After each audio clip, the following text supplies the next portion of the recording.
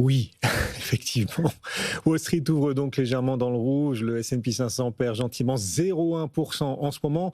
Rien de très très méchant, mais ce n'est peut-être qu'une pause, que l'œil du cyclone avant de reprendre la tempête et les bourrasques. C'est l'avis de Goldman Sachs qui pense que la baisse qu'on a connue la semaine dernière et les semaines précédentes sur le marché américain, ces baisses, ces secousses ne sont pas terminées, John. Oui, et puis vous parliez de la séance de vendredi, on avait eu un énorme rebond, le Dow Jones au-dessus des 50 000 points. Alors selon Goldman Sachs, ce serait ce qu'on appelle le rebond du chat mort.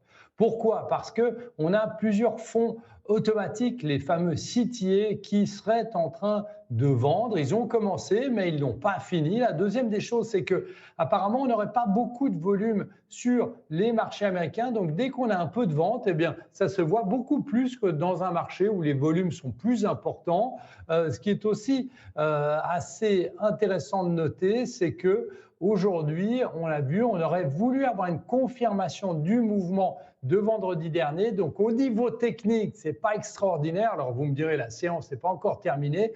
Et puis, on a encore deux choses. C'est qu'on est dans une situation où la peur à travers le VIX reste toujours un tout petit peu plus élevée que les standards historiques. Donc, on voit que l'investisseur est nerveux. Et en plus, le particulier qui, normalement, vous savez, achète dans les creux, le particulier n'est pas encore en train d'acheter.